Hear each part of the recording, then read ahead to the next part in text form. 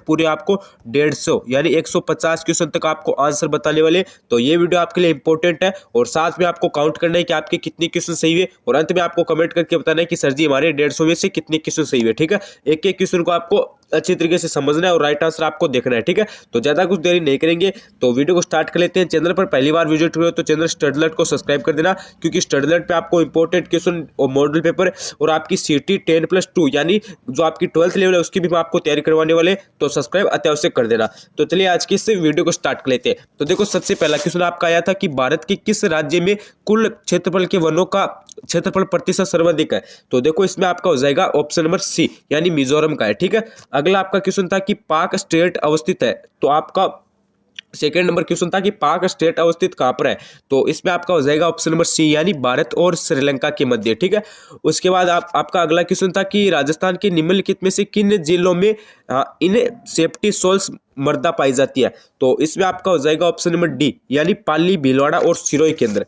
अगला देखिए, अगला आपका क्वेश्चन है कि शेरगढ़ वन्यजीव अभयारण्य किस जिले में स्थित है। शेरगढ़ वन्यजीव अभयारण्य किस जिले में स्थित है। तो इसमें आपका हो जाएगा ऑप्शन नंबर बी यानी 12 के अंदर। ठीक है, शेरगढ़ वन्यजीव अभयारण्य कहाँ पे हो जाएगा, 12 के अंदर। अगला आपका क्वेश्चन था कि इस सरदा बांध परियोजना किन जिलों में निर्मित किया गया है। तो इसमें आपका हो जाएगा ऑप्शन नंबर सी यानी टोंक और सवाई माधोपुर के अंदर। अगला आपका क्वेश्चन था कि निम्नलिखित में से कौन सा आपका सुमेलित नहीं है, यानी एक तरफ आपके राजनीतिक कार्यकर्ता, एक तरफ आपके देशी संबंधित देशी राज्य है। ठीक है, तो इसमें आपका सी है ना, ये आपका राइट हो, सॉरी इसमें आपका जो आपका डी है ना वो राइट हो जाएगा, यानी करसन दत्त पालीवाल धौलपुर ये आपका सही सुमेलित नहीं है। ठीक है, उसके बाद अगला आपका 7 नंबर क्वेश्चन था कि निम्नलिखित में से कौन सा आपका सही सुमेलित नहीं है। तो देखो, आपको पता है बांकर आपका पूरी सिरोही हो जाएगा। ठीक है, उडारिया पठार आपका माउंट आबू हो जाएगा और बारोट पठार आपका कुंभलगढ़ गोगोंदा के मध्य हो जाएगा, लेकिन लसाड़िया का पठार ये आपका राजसमंद नहीं होगा, ये आपका उदयपुर होगा। ठीक है, तो यहाँ पे आपका सी ऑप्शन हो जाएगा। ठीक है, उसके बाद अगला आपका क्वेश्चन था 8 नंबर आपका क्वेश्चन आया था कि जनगणना 2011 के अनुसार राजस्थान में लिंगानुपात था। तो देखो, इसमें आपका हो जाएगा ऑप्शन नंबर डी यानी राष्ट्रीय औसत से 15 बिंदु कम था। ठीक है, 15 बिंदु कम था। उसके बाद अगला आपका क्वेश्चन 9 नंबर था कि राजस्थान राज्य पर्यावरण नीति किस वर्ष घोषित की गई। तो इसमें आपका हो जाएगा ऑप्शन नंबर बी यानी 2010 के अंदर। ठीक है, राजस्थान राज्य पर्यावरण नीति 2010 के अंदर घोषित की गई। अगला आपका क्वेश्चन था कि अडानी हाइब्रिड एनर्जी की सहायक कंपनी ने किस स्थान पर भारत का पहला पवन और साई हाइब्रिड पावर प्लांट स्थापित किया है। तो इसमें आपका हो जाएगा ऑप्शन नंबर डी यानी जैसलमेर के अंदर। अगला आपका क्वेश्चन आया था कि कौन सा खनिज खनन क्षेत्र सुमेलित नहीं है। तो देखो, इसमें आपका हो जाएगा तांबड़ा काला गुमान। ठीक है, ये आपका सुमेलित नहीं है। अगला आपका क्वेश्चन आया था कि 1857 की क्रांति के दौरान जयपुर के पॉलिटिकल एजेंट कौन थे। तो इसमें आपका हो जाएगा ऑप्शन नंबर क्वेश्चन नंबर 12 में आपका हो जाएगा ऑप्शन नंबर बी यानी विलियम इर्डन। और 13 नंबर आपका जो क्वेश्चन आया था इसका आपका ऑफिशियल आंसर पता नहीं है, तो इस कारण हम आपको इस क्वेश्चन को एक बार यहाँ से छोड़ रहे हैं। ठीक है, अगर आपको 13वें क्वेश्चन का आंसर आता है तो आप कमेंट करके बता देना, ताकि और भी विद्यार्थियों को पता चल सके। ठीक है, अगला आपका 14 नंबर क्वेश्चन आया था कि निम्नलिखित ठिकानों में किसने चौरीकर लगाया था। हमें बताना है कि चौरीकर था वो किसने लगाया था, ये क्वेश्चन आपका आया था। तो इसमें आपका हो जाएगा बिजोलिया ने। ठीक है, ऑप्शन नंबर डी। अगला था कि लोद्रवा प्रसिद्ध है। तो देखो, आपका लोद्रवा आपका हो जाएगा जेएनयू के लिए प्रसिद्ध हो जाएगा। ठीक है, ऑप्शन नंबर ए आपका राइट हो जाएगा। उसके बाद आपका 16 नंबर क्वेश्चन आया था कि निम्नलिखित में से कौन सा सिंचाई परियोजना सही सुमेलित नहीं है। तो देखो, इसमें आपकी हो जाएगी परवल लिफ्ट जयपुर, ये आपकी सही सुमेलित नहीं है। अगला आपका 17 नंबर क्वेश्चन था कि हाल ही में 9 अप्रैल 2022 को राजस्थान के निम्नलिखित में से किस लोक संगीतकार को संगीत नाटक अकादमी पुरस्कार प्रदान किया गया है। तो इसमें आपका हो जाएगा गाजी खान बरना को। ठीक है, गाजी खान बरना को ये पुरस्कार सम्मानित किया गया है। 18 नंबर आपका क्वेश्चन था कि मेहड़सर प्रसिद्ध है। तो देखो, आपका जो मेहड़सर है वो आपका हो जाएगा सोने की चित्रकारी के लिए प्रसिद्ध है। उसके बाद 19 नंबर आपका क्वेश्चन था कि बातारी फुलवारी कितने खंडों में विभक्त है। बातारी फुलवारी कितने खंडों में विभक्त है, ये आपका क्वेश्चन था। तो इसमें आपका हो जाएगा ऑप्शन नंबर डी यानी 19 में है। ठीक है, कितने खंडों में है, सॉरी 14 में है। ठीक है, 19 नंबर क्वेश्चन में आपका 14 यानी डी ऑप्शन राइट हो जाएगा। उसके बाद 20 नंबर आपका क्वेश्चन आया था कि 15वें वित्त आयोग के अध्यक्ष कौन है। तो देखो, 15वें वित्त आयोग के अध्यक्ष आपके ऑप्शन नंबर डी हो जाएगा यानी एन के सी हो जाएंगे। ठीक है, उसके बाद 21 नंबर आपका क्वेश्चन था कि 1960-61 के गहन कृषि जिला कार्यक्रम के अंतर्गत कितने जिलों को सम्मानित किया गया है। तो देखो, इसमें आपका ऑप्शन नंबर बी राइट हो जाएगा यानी 7 जिलों को सम्मानित किया गया है। ठीक है, उसके बाद अगला क्वेश्चन था कि शिव समंद्रम जलप्रपात किस नदी पर अवस्थित है? तो ये आपका हो जाएगा कावेरी केंद्र, ठीक है, ये कावेरी केंद्र अवस्थित है। उसके बाद अगला आपका क्वेश्चन है कि राजस्थान के राज्यपाल पदेन कुलपति होते हैं, यह है। तो इसमें आपका हो जाएगा राजस्थान के समस्त राज्यों के, ठीक है, राजस्थान के समस्त राज्य के विश्वविद्यालयों के है, ठीक है। तो यहाँ पे आपका ऑप्शन नंबर ए राइट हो जाएगा।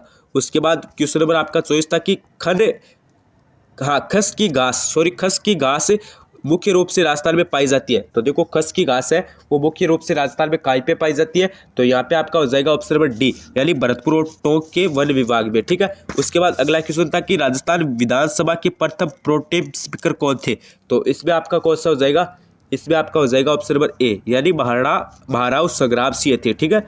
उसके बाद अगला क्वेश्चन था आपका कि निम्नलिखित आभूषण है, ठीक है, उनमें से कौन सा सुमेलित नहीं है? मैंने आपको सभी आभूषण करवाए थे, तो मैंने कहा था कि आभूषण से एक क्वेश्चन आपका पक्का आएगा, तो ये क्वेश्चन आया था आपका। तो इसमें आपका हो जाएगा रमजोई कलाई, ये आपका सुमेलित नहीं है, ठीक है।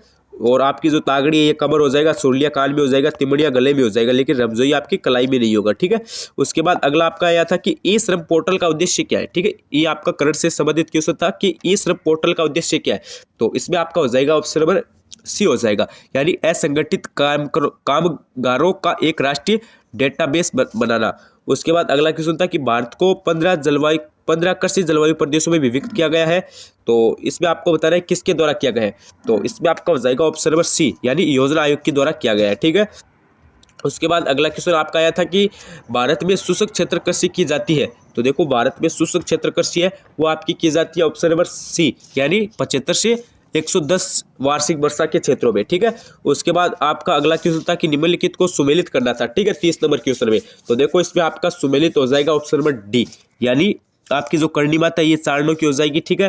और उसके बाद आपका सकाया माता ये खंडेलवाल की हो जाएगी। और उसके बाद आपकी जो आई माता है, ठीक है, वो आपकी हो जाएगी, एक सेकेंड, हाँ, आपकी जो आई माता है वो आपकी हो जाएगी आपकी यहाँ से सिरवी की। और उसके बाद आपकी जो नारायणी माता ये आपकी हो जाएगी यहाँ से नाई की, ठीक है। तो यहाँ पे आपका डी ऑप्शन राइट हो जाएगा। कौन सा ऑप्शन राइट हो जाएगा? हाँ, यहाँ पे आपका डी ऑप्शन राइट हो जाएगा, ठीक है। यहाँ पे डी और सी में थोड़ा सा कंफ्यूज था, तो आप एक बार देख लेना, मेरे अकॉर्डिंग यहाँ से डी राइट होगा, ठीक है। उसके बाद अगला आपका क्वेश्चन था कि केसरी सिंह बाट ने चेतावनी राज चुंगटिया किसको संबोधित करके लिखा था? तो देखो केसरी सिंह बाट ने चेतावनी राज जो चुंगटिया था वो आपको यहाँ पे राणा फतेह सिंह को संबोधित करते हुए लिखा था, ठीक है। डी ऑप्शन आपका राइट हो जाएगा। उसके बाद आपका अगला क्वेश्चन था कि मुक्ति नामक कविता संग्रह के रचयिता है। तो देखो जो मुक्ति नामक कविता संग्रह है उसके जो रचयिता है वो आपके थे यहाँ पे मिठेस मिनोरसी है, ठीक है, सॉरी निमोरई, ठीक है। यहाँ पे अगला आपका क्वेश्चन था कि निम्नलिखित में से किस षड्यंत्र केस में परिस्थिति बार्ट को कारावास दिया गया? तो इसमें देखो पूरा नाम नहीं दिख रहा है, लेकिन यहाँ पे आपका हो जाएगा ऑप्शन नंबर ए राइट हो जाएगा, यानी बना षड्यंत्र मुकदमा। अगला आपका क्वेश्चन था कि 1 रुपये के नोट में पर किसके हस्ताक्षर होते हैं? 1 रुपये के नोट पर किसके हस्ताक्षर होते हैं? तो देखो 1 रुपये के नोट होते हैं, इस पर सचिव वित्त मंत्रालय के हस्ताक्षर होते हैं, ठीक है। और उसके बाद आपका जो 35 नंबर क्वेश्चन है इसका आंसर पता नहीं, इसको एक बार आप छोड़ दीजिए। उसके बाद अगला आपका क्वेश्चन था कि मलिक शाह की मस्जिद कहाँ पर स्थित है? तो देखो मलिक शाह की जो मस्जिद है वो आपकी जालोर के अंदर है, ठीक है। कहाँ पे? जालोर के अंदर, ठीक है। उसके बाद अगला आपका क्वेश्चन था कि 1857 की क्रांति में अंग्रेज एवं जोधपुर राज्य की संयुक्त सेना को किसने पराजित किया? तो देखो इसमें आपका हो जाएगा ऑप्शन नंबर डी, यानी ठाकुर कुशाल सिंह ने पराजित किया। उसके बाद अगला आपका क्वेश्चन था कि निम्न में से राजस्थान के किस मुख्यमंत्री के कार्यकाल में सर्वाधिक बार राष्ट्रपति शासन लगाया गया है, ठीक है। तो देखो इसमें आपका हो जाएगा ऑप्शन नंबर सी, यानी हरिदेव जोशी के काल में सबसे ज्यादा